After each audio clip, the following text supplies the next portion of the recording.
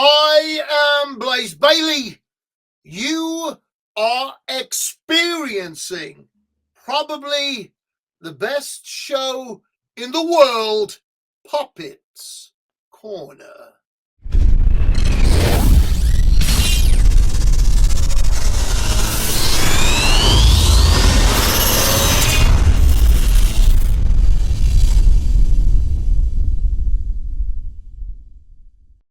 All right, ladies and gentlemen, welcome to another edition of Poppitt's Corner. This is a very special honor for me and Pops here. Yeah. Because Father-son, that's right. Because we would listen to this gentleman right in front of me for, God, I think, close to 15 years now, where I would have the cassette player with the Manic Metal cassettes, and Kick You in the Face was the song that would always fucking play on it, and that song fucking rules. And so does this gentleman. Ladies and gentlemen, Mr. Diego from MX Machine. Welcome. Hi.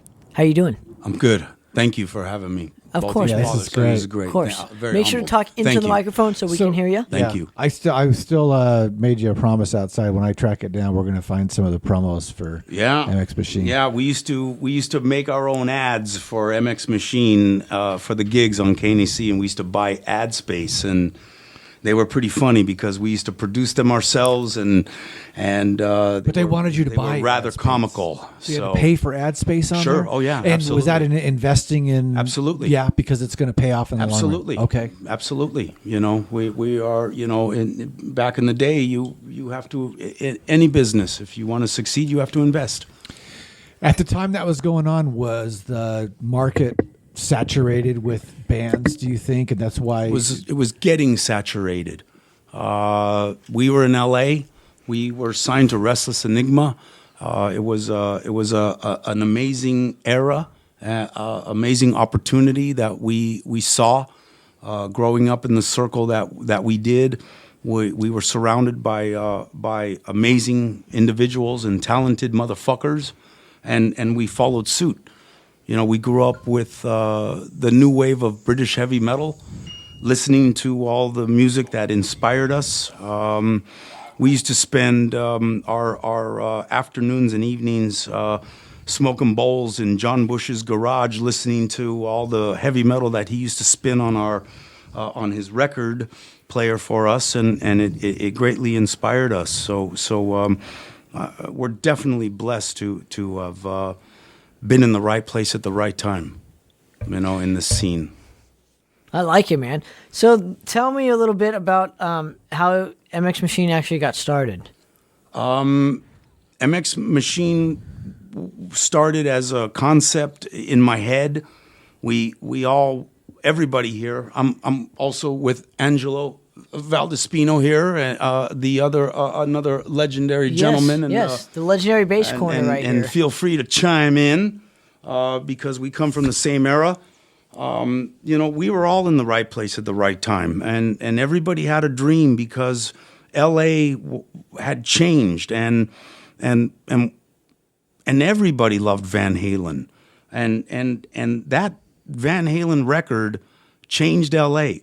and I give them credit for that. Doesn't matter what rock and roll genre you were into, it changed L.A.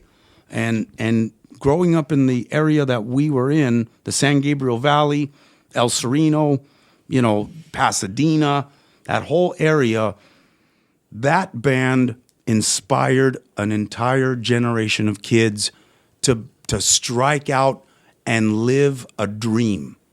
And I can honestly say that is the truth, because I didn't know anything about the dream until the kids at El Sereno Junior High turned me on to Van Halen. And were telling me, "Oh my God, we're gonna make it. We're doing this. And I just was like, I want in. I didn't know where I was going in life. I knew I loved music, but all of a sudden, kids are putting dreams into my head that you can do this. You just gotta fucking do it. And were you were already playing bass at the time? No, I was a kid in a class, and this kid Ronnie was behind me, And he used to fill me with these dreams. He was the guitar player. Oh yeah, I play guitar, man. I play in a band, and you got to meet my friends, and we, Van Halen this and Van Halen that, and we're gonna make it. You want to be in our band? And and I was just like, fuck yeah, and we were literally walking from class to class when I became a rocker, and I was instantly from history class to biology class or whatever, I became a rock singer. That's great. Just like that. You want to be our singer? Fuck yeah. And I was a singer. I went home to Dad. Hey, Dad, I'm a singer. Done. I was in, and the rest is history, but it's not history, But we followed an amazing, genre and an amazing era. And the energy was incredible. And so you can only go with it. And then we started meeting all the kids who were older and the kids in the high school. They ended up becoming the band Armored Saint. We all grew up together. We all grew up in a very small, loving circle. And we all just raged together. And the rest is history, no matter where we went, and we had the best of times. It was the beginning of the 80s. It was fueled by alcohol, drugs, sex, raging rock and roll. I mean, you couldn't, how could you not want to be a part of it? As opposed to all the other circles and cliques. Are you kidding me? Send me. Yeah. I want to go there. Yeah. Take me there. Real quick, so tell me about the band name. What is MX? Yeah, sorry. What? That was the first question. Yeah, no, it wasn't. MX That's the second question. I was talking about how the band actually formed. Yeah. That's so great. MX was, it was the Reagan era. It was the 80s. The MX missile was, I'm looking at an MX on this Behringer Euro rack. Yeah, It the says 4-channel, MX. yeah. It was the 80s, and it was Reaganomics, and it was the MX missile, and it was fucking, just that whole, we voted for Reagan. I voted for Reagan. I mean, go figure, and so that's so. How long ago was that? I started 30 years? Yeah, I mean, my concept for MX started in high school, so that must have been 82, 83. Yeah. And then we graduated in 84, and that's when I approached Mitch Rellis. Well, Mitch Rellis and Danny and I were jamming for a while before that. But it was the end of high school for me when I said it's time to put a band together. So I went to the guys and to Danny. He was already in Abattoir, and so he was unavailable, even though we were, he was my drummer. It was all good. So I started piecing the band together after high school.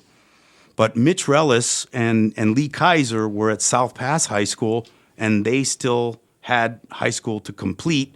So Mitch said, we'll form the band, but I have to graduate first.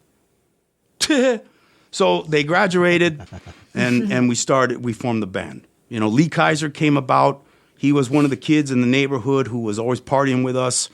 Amazing, amazing human being. And we were doing a Motorhead song in Giotto's garage, and he wanted to sing it. And he's like, I want to sing it. Well, you ended up covering No Class or whatever, right?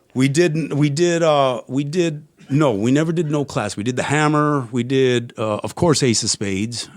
We did Stay Clean. Thank you. There you go. go. It was The Hammer that Lee, he just came, I want to sing this. We were all hammered in the no pun intended.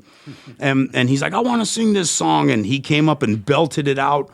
Fuck. And that's when I pulled Mitch's. I'm like, dude, this guy, he's our singer. We don't need to go nowhere. And he was just, a kid from South Pass. And we pulled him in and we started rolling. We started playing our first shows without Danny. We had this kid from El Sereno, this kid Sam Menares. This guy was Keith Moon to the max. He played a 4-piece kit, little 4 or 5-piece kit. His snare rolls were were fucking Made it sound like a oh my God, 20-piece yeah. kit. And so when with that said, we played the Whiskey. Our first show was the Whiskey. Wow. It was a pre-sale show, no prob. We took the contract, and we did a very smart thing. We threw a kegger party before the show. And that's when our clique, that's when we caught on. You know what? It's better to throw a before party because there's always going to be an after party. But if you throw a before party and if you buy a keg of beer and you get everybody shit-faced and then you sell them a bunch of tickets, guess what? And so they can't drive. That's what's so well, they showed up. That was the '80s. Everybody drove. Unfortunately, knock on wood. Knock on wood. But That's a genius move, though. there's no wood here, though. That's genius. And so we played that show, and we were just like, where is everybody? Fucking A, we just fucking got them all hammered, and now they're not here. Oh no, they showed up. Boy, did they show up! And did they throw up too and show up? No, man, hell no. After they did, I'm sure. I hope I did.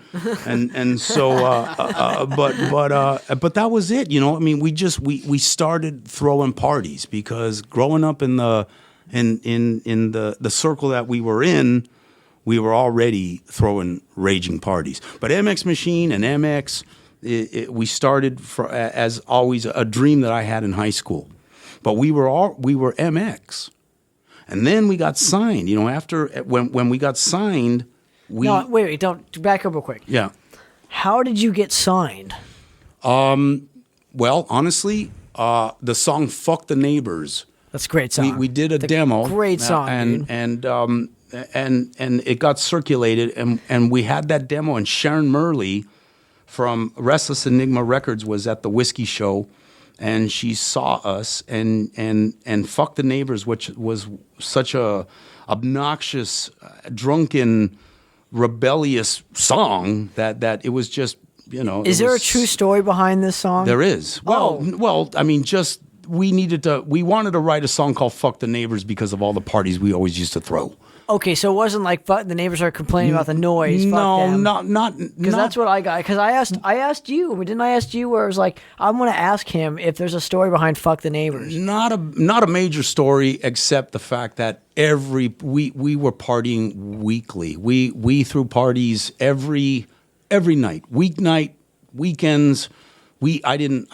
My 9th grade year, I didn't even attend. I was too busy having fun, and because of these amazing people that we, yeah. See, I mean, we all go through that. That's my 28th year right now.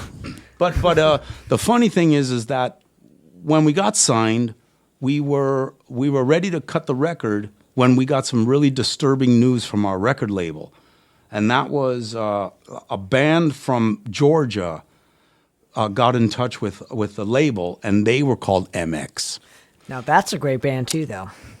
If it's the same one I'm thinking of.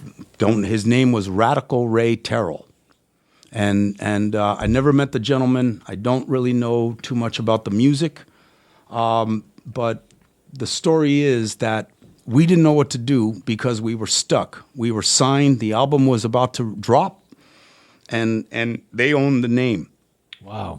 So we thought hard and we thought fast, and I came up with a plan. And I'm sorry, Radical Ray, but we said to them through our lawyers, if we were to change our name, can we go on with MX if we altered it a little bit? And he responded with, well, let me hear what the band sounds like.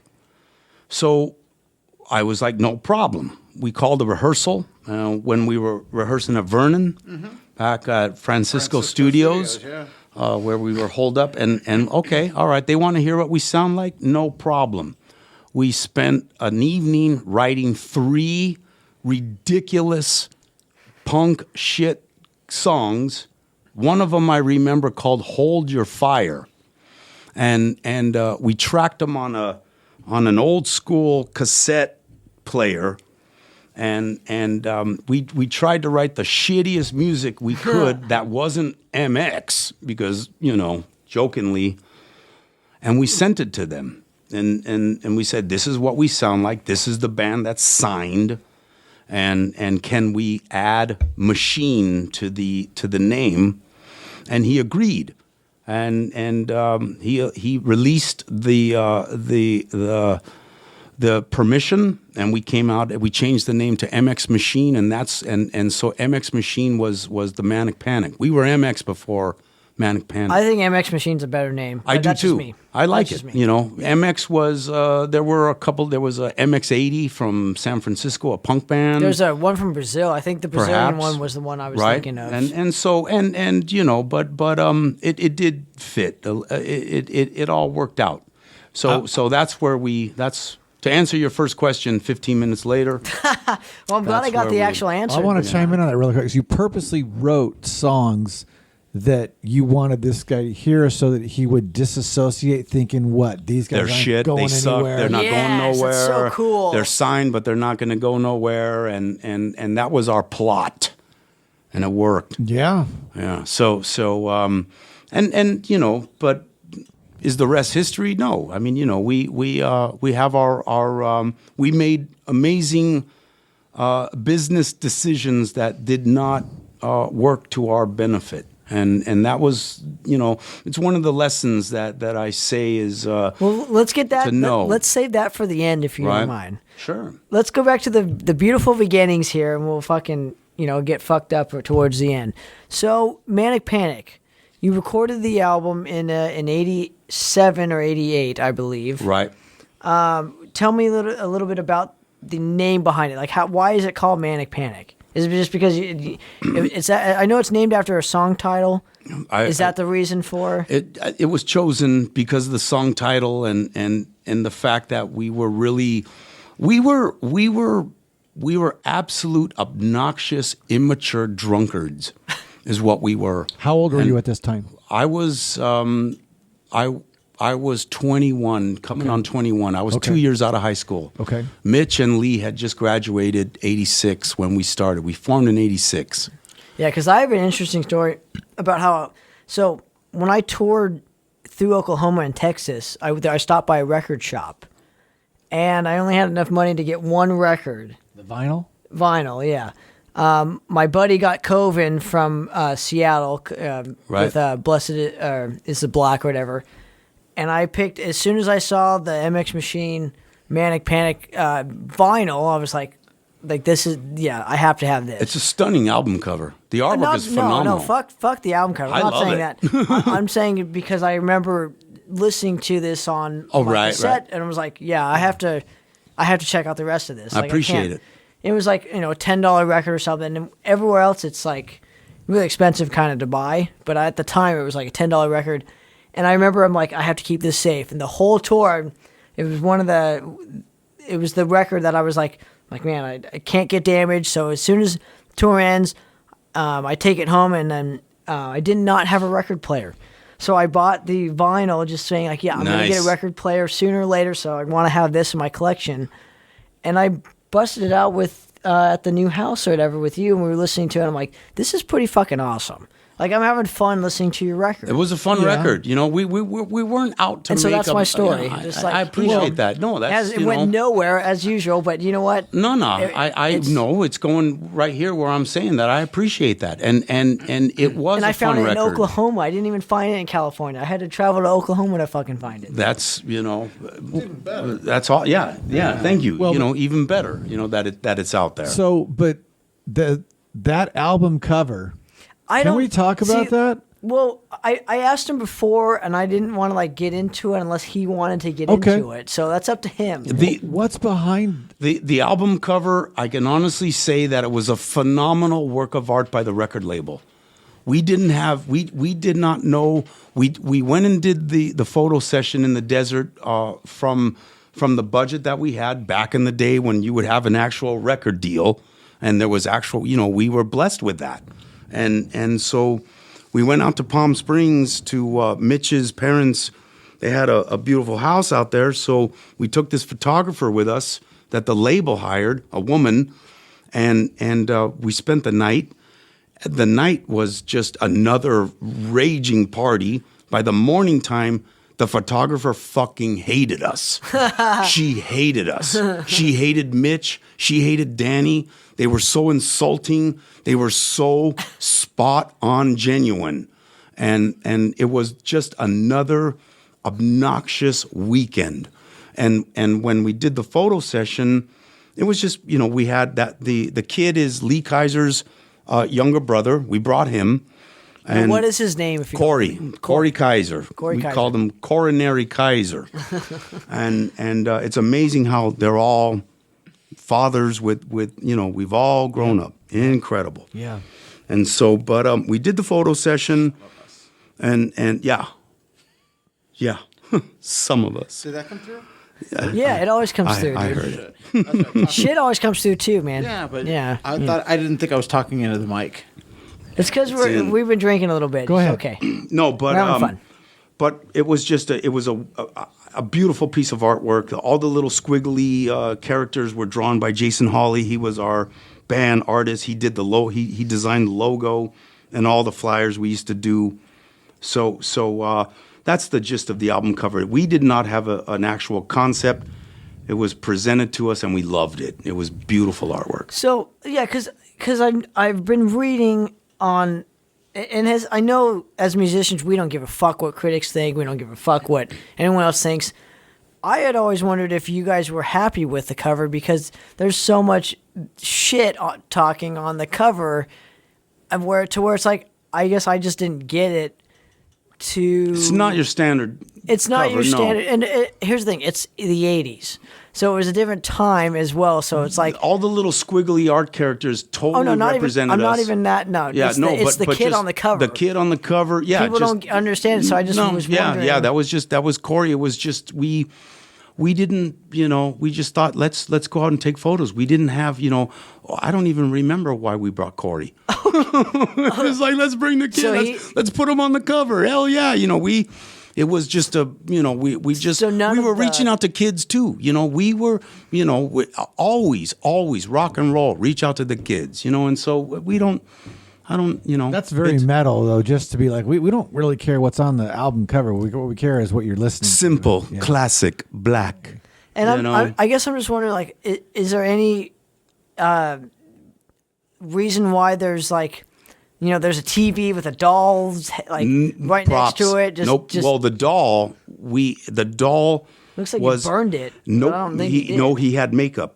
and the cool thing about Motif and I don't. There's a name for his it, name was too. Motif, and Danny named him Motif, and Rest in peace. I don't rest in peace, and that's a whole different story. But I want to get into some of that too. But yeah. But that doll became our mascot.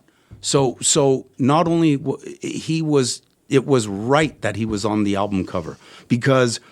When we would gig, he was with us everywhere. He was on stage with us. When we would tour, we would take him. When we went on tour with Halloween, and we did that. Oh, the Halloween, East Coast, not Halloween. Halloween. Oh, okay. Halloween. Okay. Sorry, with all respect. We did a big East Coast run. I call it big, quotation marks. We had an amazing time. We took him, but Jason. He was a part of he was our artist doll. So the morning of our tour, we were leaving LA and we're like, we forgot Motif. We got to go get Motif. And so we doubled back. We went to Jason's house. We fucking walked into his room. His mom and dad opened the door. We're like, we came for Motif. We went in his bedroom and he was still asleep. We grabbed the doll.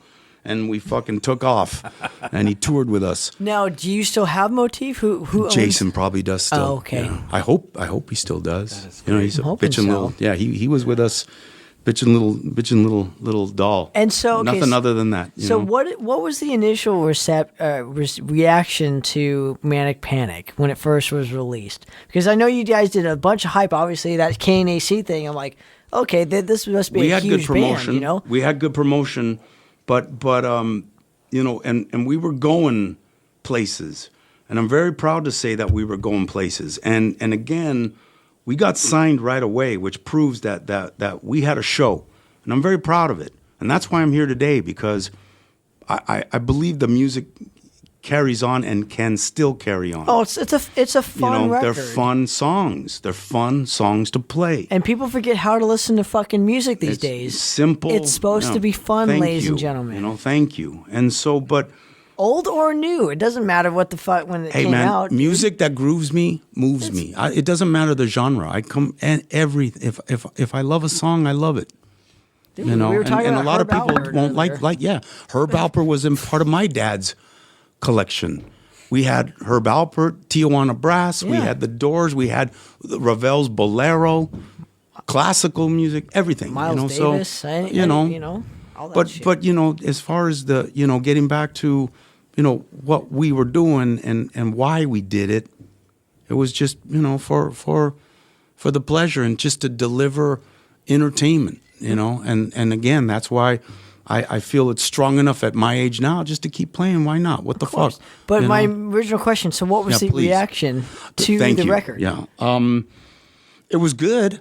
It was amazing. It was we were having where, I guess, good like throughout like worldwide? No, here's why. Here's why. Because this is the story that needs to be told of what went wrong with MX Machine.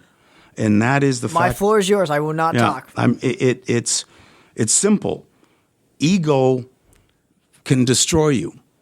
And as awesome as and proud as we were, I know we weren't the best band, but we were fucking entertaining and we rocked. We mocked ourselves, so we created laughter at the same time. But what happened was when we did Manic Panic, the label was ecstatic over us. We weren't that proud of the overall production of the album, but that's a whole different story too. What I'm getting at is that the reception, the label was ready for album number 2, and they were ready to throw a hell of a lot of money our way to do that album. But our egos got so big that we were like, we're too good for Restless Records, for Enigma. They're spending all their time on all these bands like Stryper and Poison and the Dead Milkmen and all these. They're successful. We weren't, but here we were with these egos, and again, so we decided we didn't have a manager too. See, we were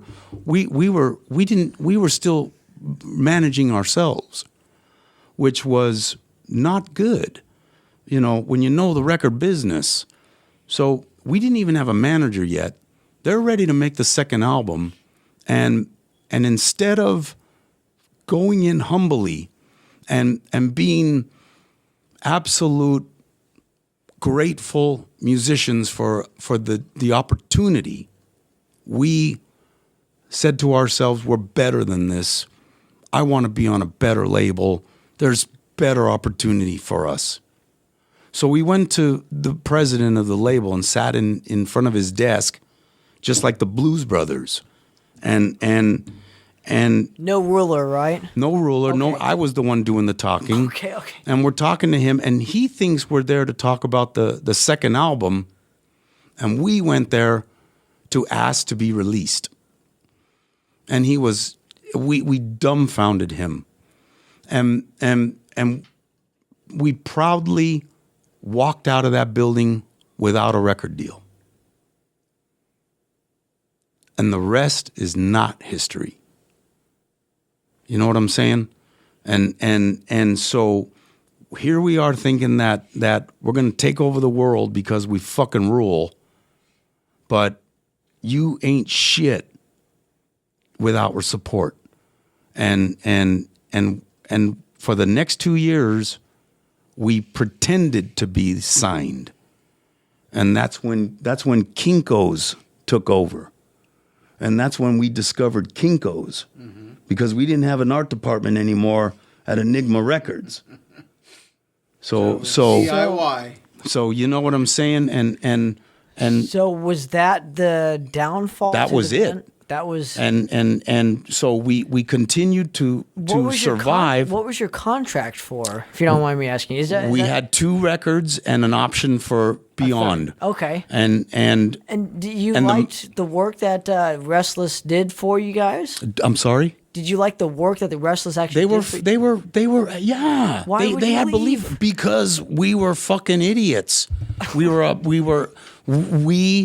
lost track of who we were. We lost track of where we came from. We lost track of what we didn't know either. But back in the day, if you had a record deal, that was gold. Exactly. Thank you. Most bands that's as stupid of my generation will not understand this, but there was no internet. If you had a record deal, that was what all the bands wanted to be, was on a label. Yep. That's the reason and we why, got because that in less than a year. The first 2 gigs out the door, they were on us. We could have waited. We went for the first deal out there. Maybe we should have waited. But no. But how do you know? We fucked up. Put it this. There's no what if. We fucked up. No, but if you went for a second deal, what if there was no second deal? There was no. No, they were ready to do the second album. We were signed. Not that. I'm talking about with the this is Restless was the first, but if there was a second, there would be no second. You got to take it while exactly. It gets good. Well, sure. Know? Did you find that you were then shopping for other labels to go and grab you? And absolutely. But when other labels, the word gets out. People, who are these fucking idiots? Who the fuck do they think they are? To label owners, and I would say, think this is so. what they did to us. And but we didn't have numbers to warrant it. It's not like the album was a success. It's not like we were blowing up. We destroyed ourselves, and in the process, the friendships got destroyed, and the integrity, and to me, the word integrity is key. And it takes years to learn what that word means. Takes years to build it up, too. And it takes respect and integrity. It takes years to build up and a second to lose. And so we lost it. And how long after that do you realize this was a bad call, or we could have done it differently, or because when you're young and you're like, someone else is going to pick us up and we're a hot item right now. For me, 10 years later after life went on, because it was just a Great Depression, and everybody has their I was in a band once story. So and it was Lee Kaiser is he ran off and did his own thing, and he's now a forest ranger, and he's been up north in Northern California with a beautiful family. He doesn't look back. I sent him a video of us, that classic video I discovered at the country club. It's all good, we've all moved on. But at the time it's happening, though, within those first year or two or whatever, it was very sad. It's still possible that we could get picked up, and so that you're holding on to. We held on. We did the best we could to pretend that we were supported, but without support, you ain't shit.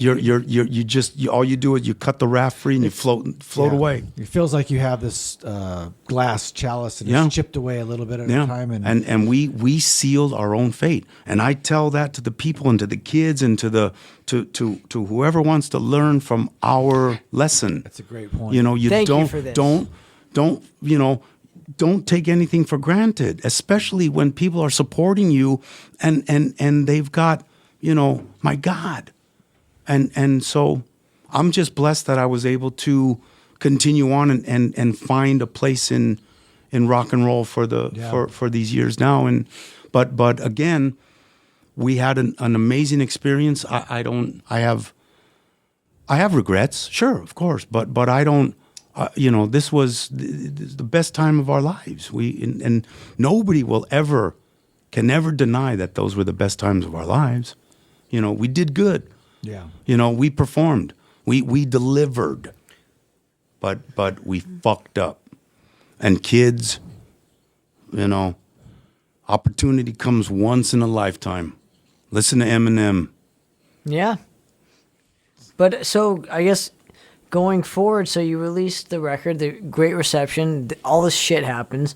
You return to real life for a couple decades, and then you come back. I came back. So, walk me through how that happened. Who is still actually in this project at the time? Obviously, we'll talk about the Danny situation real quick before we get out of here. Danny was always, regardless of whether or not he was playing with me or not, he was always my partner in MX Machine up until now. And everything that I did in my life, even beyond MX, I shared with him.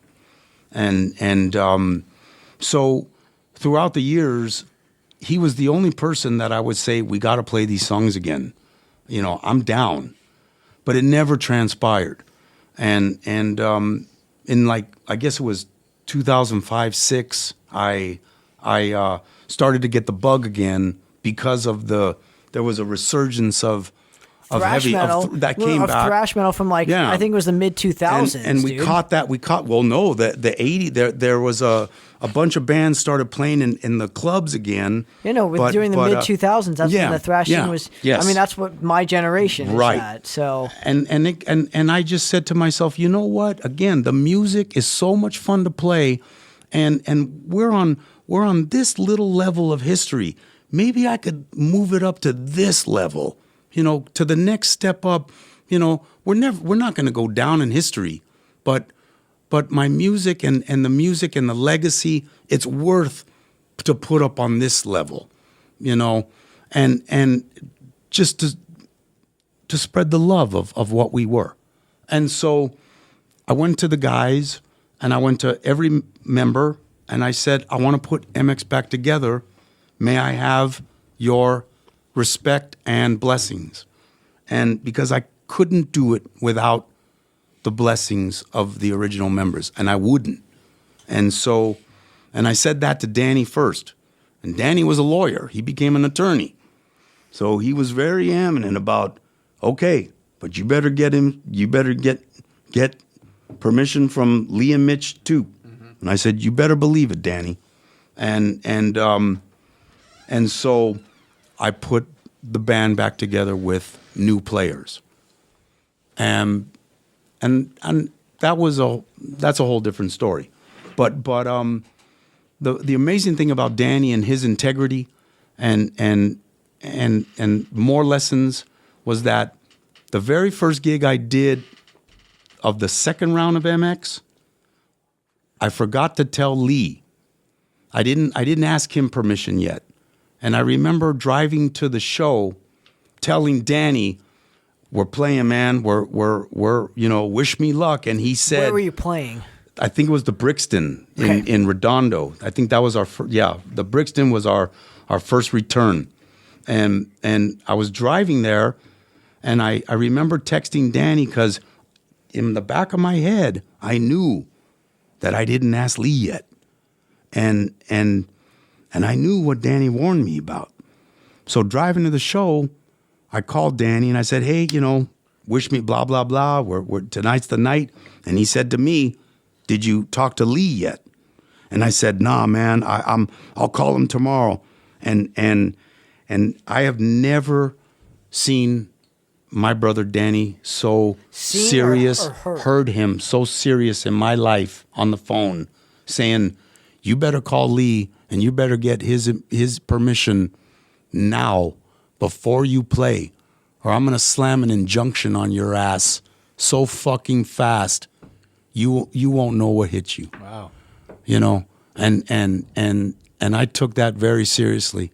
And I pulled over and I called Lee and I told him about if it was okay if I continue on to present the legacy, to Now, why was Lee the last that you called?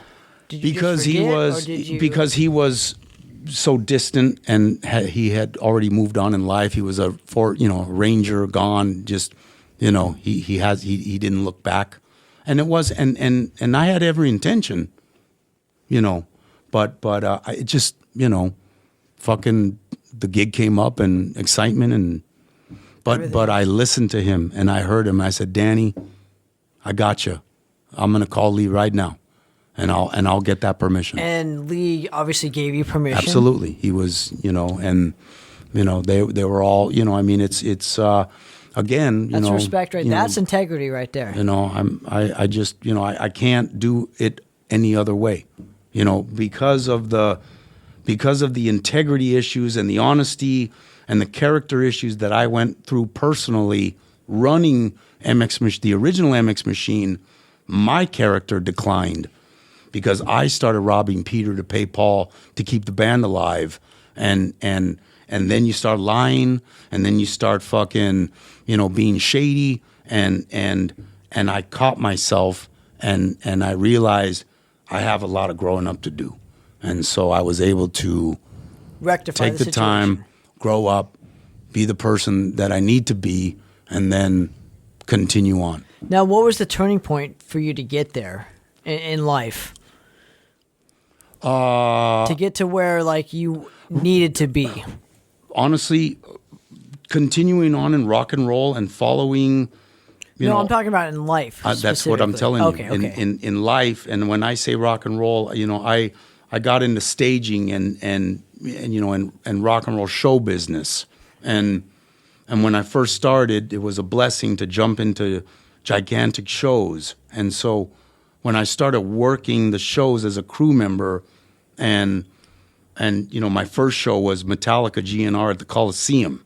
Ooh. So these were big shows.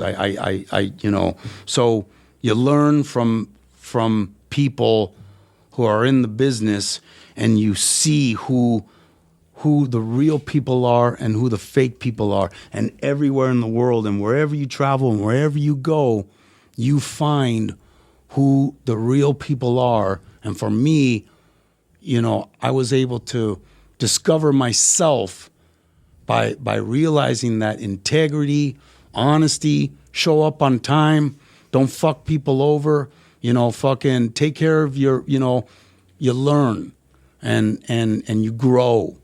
And there are many people I know who have not grown. And these are people from my own world. But again, it just takes time for everybody to grow individually. Absolutely, man. Real quick, before I let you go, I want to real quick talk about Danny, if you don't mind, for a couple minutes. Talk to me, man. What's going on? So in 2017, what went through your head? Oh, Danny was, he was a pillar to a circle of people that extends far beyond MX, far beyond. And he was my pillar as a kid when I was thrust into El Sereno by family tragedy. Him and Ronnie were the first two kids. Now who's Ronnie? Ronnie and Danny and I were the three amigos in junior high. Okay. And Ronnie was the kid who inspired me to meet all these kids. So going back to Danny and all that, he was, his character was just nothing but phenomenal integrity, and he went off to become, when we would party and get shit-faced after rehearsal, he was off at law school. He was doing his homework, and he went on to become a lawyer. But as far as the loss and the loss for everybody, it was, put it this way, he survived the cancer 10 years ago. He was a cancer survivor. Okay. And he survived big time. And he chose to take that survival and live it up. When the doctors told him your cancer is coming back, he chose to live it up. And so with that said, he lived it up. And one day when this event happened, I woke up to a text on a day off. It was my first day off. I had a week off from work. I work long days. So I was looking forward to that week off. the very first day I woke up to a text from Danny, and I just thought, it's just a text, what's up? What does he got to say? He said, it said, I'm at Huntington Memorial Hospital. I have less than a week to live. Oh. That's what his text was to me. So, I put on a nice shirt. I took a shower, put on a nice shirt. I went to Huntington Memorial Hospital. I stayed a week with him. And, just in that week, it was, he decided to he got out of the hospital that day, and I drove him to his home, and he decided to throw a World Series party because the Dodgers were rolling. And so that night, 100 people, fucking another Danny Rager. And he chose to go out in style. Fuck yeah. And the hospice that he chose didn't work out that night after the party. So and his oxygen tank drained. So he went back to the hospital that night. It was almost like he went home to throw one last rager for his family and friends, and he did. And so the next morning, he was back at St. Joseph's, not Huntington, and that's when he chose with his doctors to take the doctor-assisted way out, and it was approved. So, like the champion and the pillar he is to everybody, he went out like a fucking champion, not a tear, not an emotion, just making sure everybody was taken care of, making sure his mom was okay, making sure everybody can settle their differences and become one again. That was all Danny wanted. And I was with him when he took his last breath. Now, what is the one thing you took away from your friendship with Danny? That he took away? That you took away from him. Like that, meaning, what did he teach you? Oh, man. The one thing that you still remember to this day. To be honest, to stand up, to do what's right and don't fuck anybody over, and it's not like that's what, again, character issues, we all grow up. We grow up to be who we are. And some people never grow up. Some people remain in the hood forever. And I know some of them, and he knows who I'm talking about. Oh, okay. You're not looking at him like he's in the hood. No, he's from the hood. You kidding me? Hey, man, if you're from the hood, you're real. But it's amazing. But it's getting out of the hood. But hey, whatever. It's amazing how somebody crosses over, and a lot of people, maybe they go the straight and narrow, or it changes their whole outlook on life, on how short it is, and how you have to appreciate whether it's this tonight or it's what you're doing with your kids. I've definitely learned that. Family, absolutely. And Danny and I weren't the closest. During the last years, we were like this, fingers crossed together, brothers. But we weren't traveling. He had his traveling buddies. He had a very close circle, but he was my family, and we always kept in touch. And the major, how do you say it? The emptiness in me is that I have nobody now to just shoot text shit stupid shit. All the stupid shit that would come my way from the guys at work, or look at the, I would always send it to, hey dude, check this out. This is stupid. Watch this. Look at this. And we always kept in touch. And but as far as who he was as a human being beyond MX, my God, just phenomenal person. And he's in me forever. He will always be in me. Every day I think about him. Every day, I make sure that he's remembered. Absolutely. We've had two toy drives. we've had 2 toy drives and 3 gigs, and we're going to do another toy drive for him. So we're going to continue on. So don't you think he would be proud of you for the stuff that you're doing? I know he's that? looking down on me because I'm doing everything I can to continue on what he put in me. And I know for a fact he's looking down on me going, he knows I'm trying everything I can to. And you're performing again and trying my best. It's tough. It's a tough market out there, especially LA. It's a tough market. Absolutely. And so, I have to pick my battles wisely for MX Machine, for the legacy of the music. I cannot go back. I can only go forward. Well, the pickings that you have done so far, tell me the pickings. Tell me what shows are you playing? We had a couple shows booked, but we're still there's nothing. New record. We have an amazing recording that we've been doing with Manny Nietos. He's our producer. I can honestly say, as far as an LA producer, top notch. LA Analog. producer. Why don't you say producer? What's the difference between an LA producer and a producer? You have an absolute point there because he's produced all over the world. He spent years in China. He's an absolute amazing producer. I say LA because he's L.A. and he's in a band called the Chavez Ravine. There's just a stigma with L.A. So I'm like, what's the difference here? I get it, but there's also he comes from our world, but as a producer now, his art brings in clients from every genre of music. Love it. And he's so deeply entrenched in L.A. that his band is called Chavez Ravine. Wow. He's L.A. So there you go, ladies and gentlemen. I'm going to end it on that happy note. Thank you very much, Diego. Yeah. Really appreciate you guys. Absolutely. the hour plus that you gave for this interview. I appreciate it.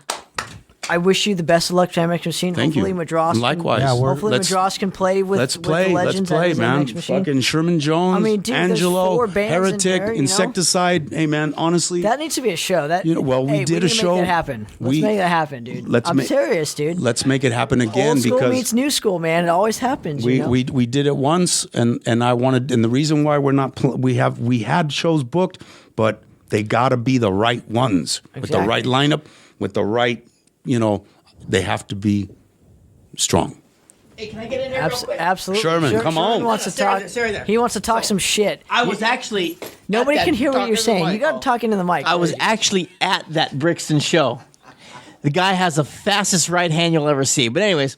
says James Hetfield. Yeah. It was 2012... Gimme and I wanted to do some shows. We've always done some shows under our belt, and Gimme came up with his idea. No, do something called the Metal Summit, and I was like, "All right, I like that." I remember that. 2012, Prophecia, Heretic, MX Machine, Insecticide, Euphoric Defiement, and just a gangload of other local bands, and these 2 guys were there. Awesome show. Yeah, but I need to be a part of this, so we need to make another one. We'll get another one. Madras, MX Machine, Heretic, Ninth Circle, Insecticide, and we'll find some openers. Let's fucking do it. Down.